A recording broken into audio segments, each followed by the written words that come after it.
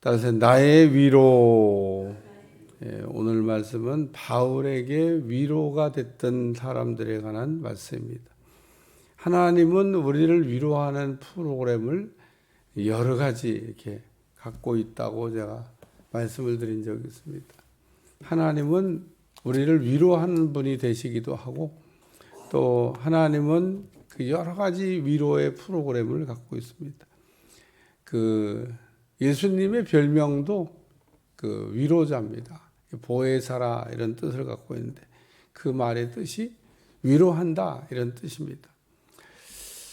위로자가 되시는 예수님께서 우리를 이렇게 늘 곁에 서서 이렇게 위로하십니다. 가장 큰 위로는 곁에 있는 겁니다. 예수님이 나와 함께 하신다라고 하는 사실을 우리가 확신하면 그것 자체가 위로라고 하는 것을 깨닫는 여러분들이 되시기를 주여 축원합니다. 우리는 뭔가 좀 확실하게 뭐가 막 보여졌으면 좋겠다 그러지만 가장 확실한 게 주님이 나와 함께 하신다는 겁니다. 예수님의 별명이 임마누엘입니다. 이 땅에 왜 오셨냐? 임마누엘 하시려고 오셨습니다. 임마누엘이란 뜻은 하나님이 우리와 함께 계신다. 우리가 죄 때문에 하나님하고 결별하게 됐는데, 우리가 죄라고 하는 것은 하나님과 우리 사이를 떨어지게 만듭니다. 오늘 우리가 하나님과 우리 사이가 떨어지지 않고 붙으려면 죄의 문제가 해결돼야 돼요. 이 죄의 문제가 해결되지 않으면 아무리 붙으려고 해도 그 죄 때문에 붙을 수가 없습니다. 그러니까 하나님이 우리에게 바라시는 것은 함께 동거하는 건데, 왜 나는 자꾸 하나님과 동거가 안 되고 자꾸 떨어지는지 몰라. 그러면 우리 하나님 좀 씻어라, 씻어. 깨끗하게 씻으면 붙는다. 내가 원죄는 해결해 줬고 자범죄를 씻어서 깨끗하게 해야 된다. 그러면 붙는다. 그게 거룩한 삶입니다. 오늘 웨슬레가 말하기를 거룩한 삶을 살아야 된다. 감리교의 기본 정신은 거룩한 삶입니다. 막 사는 게 아니에요. 근데 다른 교단을 우리가 얘기할 건 없고, 감리교인이라고 하는 사람이 이게 감리교인인지 아닌지 정체성이 없어요. 그러니까 그 어떤 교단보다도 더 예를 들면 거룩을 강조하는, 그러니까 껍데기만 거룩이 아니라 진짜 거룩을 강조하는 교단이 감리교입니다. 그러니까 감리교가 무슨 어느 날 갑자기 그런 정체성을 잃어버리고 좀 퇴색된 부분이 있습니다만, 그러나 감리교로 이렇게 무장한 사람들은 절대 안 그렇습니다. 제가 예전에 성전 우리 거기에 보면 강대산 상단에 거룩이라는 홀리자를 3개 붙여놨는데, 왜 강대상 상단에다 거룩자를 3개 붙여놨겠어요? 그냥 장식용으로 붙여놨던 게 아닙니다. 내 목회의 기본이 홀리다. 거룩한 삶이다. 그러니까 어떻게 거룩할 거냐?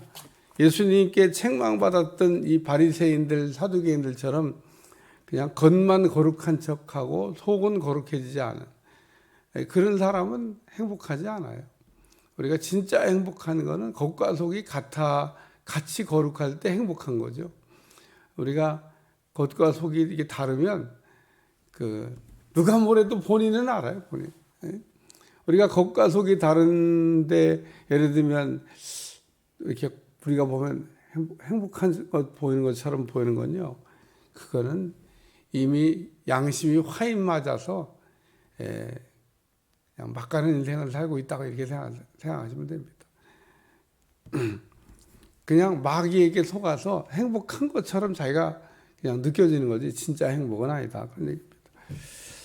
오늘 바울의 위로 그랬는데, 바울을 이렇게 위로한 3가지 내용을 설명하고 있습니다. 첫 번째는 10절에 나와 함께 갇힌 아리스다고, 바나바의 생질인 바가바. 그러면서 이 나와 함께 갇힌 아리스다고, 바울과 함께 복음을 전하다가 바울과 함께 옥에 갇혔던 사람들의 명단이 사도행전을 보면 이렇게 자주 등장합니다.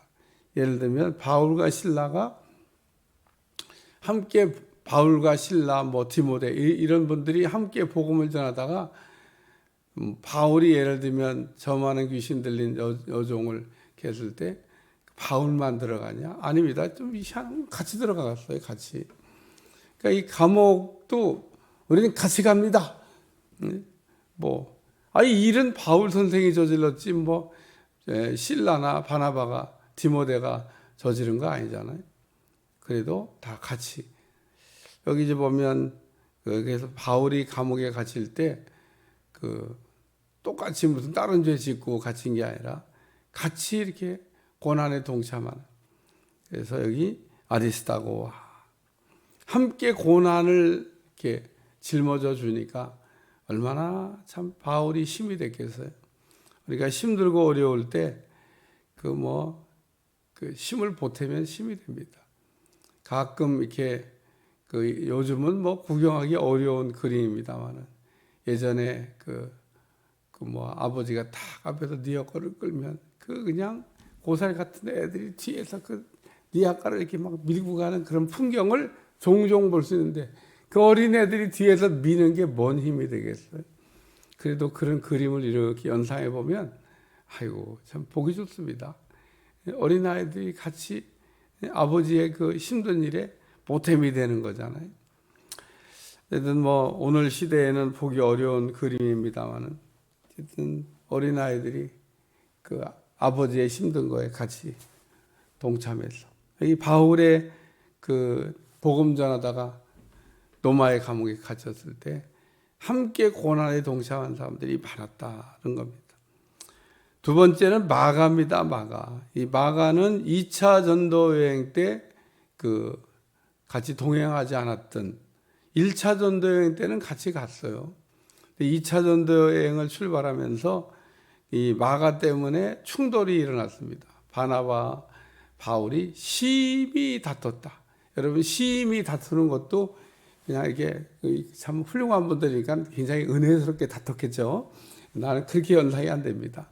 바울과 바나바가 심히 다퉜다는 표현으로 사도행전에 기록하고 있는데 좀 굉장히 마가를 데리고 가는 문제 때문에 의견 충돌이 심했던 것 같아요. 선교여행하다가 또 도망가면 어떡하냐.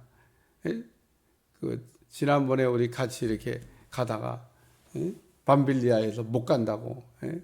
근데 이 밤빌리아에서 왜 마가가 도망쳤냐 하면 그 다음부터 가는 선교 여행지가 험한 산을 넘어야 된다는. 우리 지도를 보면 그게 안 보이는데, 그러니까 좀 내용을 알아야 돼요.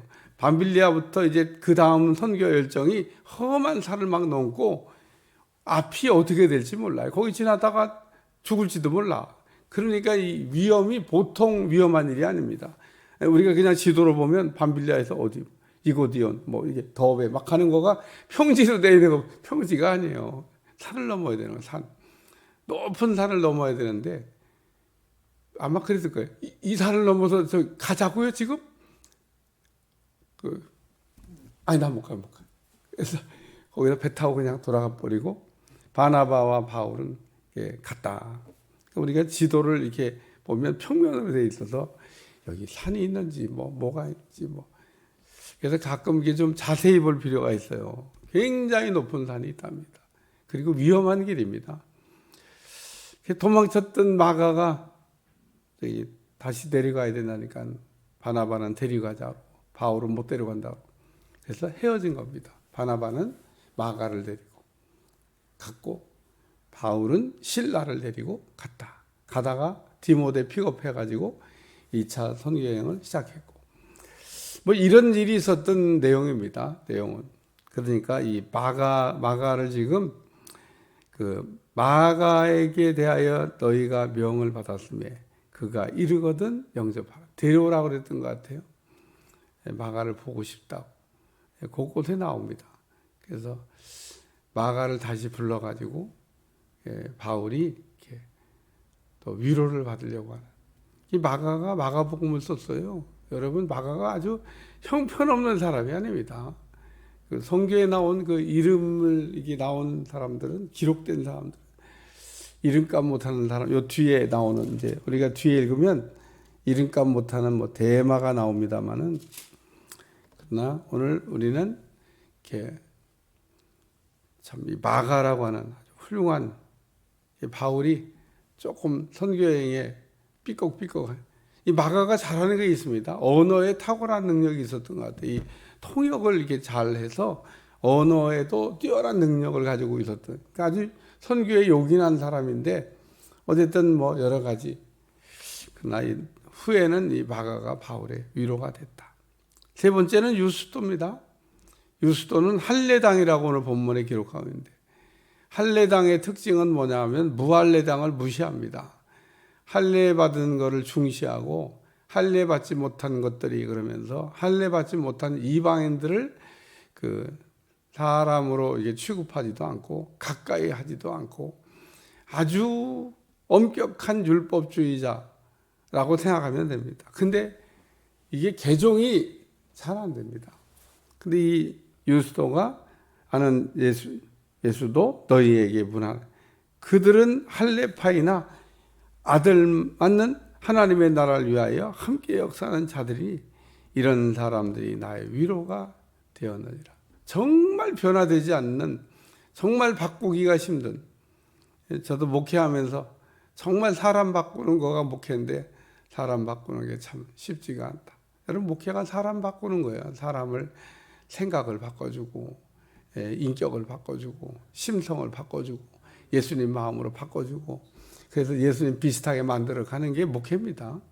그러니까 예수님을 통해서 구원받는 거는 뭐 기본이고, 여러분 예수님을 믿고 구원받는 게 끝이 아닙니다. 이제 살아야 되잖아요.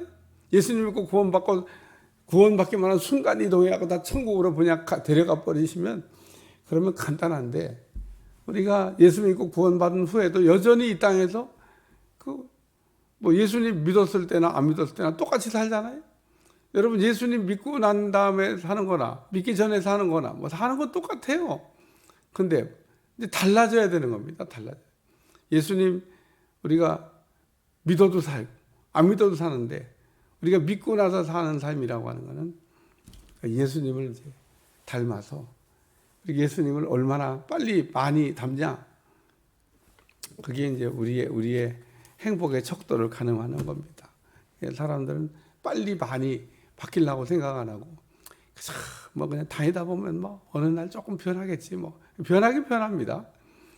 안 변하지 않아요. 그러나 우리는 거기에 얼마나 빨리, 여러분 늘 내가 마음이 예를 들면 그 행복이 없는, 행복 지수가 올라가지 않는 이유는 변하지 않아서, 예수님의 마음을 가지면 행복해지는데 그걸 못 가져서 그렇다고 하는 사실을 잘 모릅니다. 오늘 우리는 그 예수님 믿고 구원받는 게 끝도 아니고 시작인 겁니다. 시작. 그 다음부터는 우리가 예수님 안에서의 변화가 일어나야 되는 겁니다. 오늘 그래서 얼마나 빨리 변화되냐에 따라서 우리가 행복해지기도 하고 쓰임 받기도 하고 모든 관계가 정상이 되기도 하고 놀라운 은혜가 임할 줄로 믿습니다. 기도하겠습니다. 하나님, 오늘도 바울을 위로한 사람들을 우리가 생각하면서 은혜를 받았는데, 날마다 예수님 안에서 하나님으로부터 오는 위로가 넘쳐나게 도와주시고 그 위로로 승리할 수 있도록 축복해 주옵소서. 감사드리며 예수님의 이름으로 간절히 기도하옵나이다. 아멘.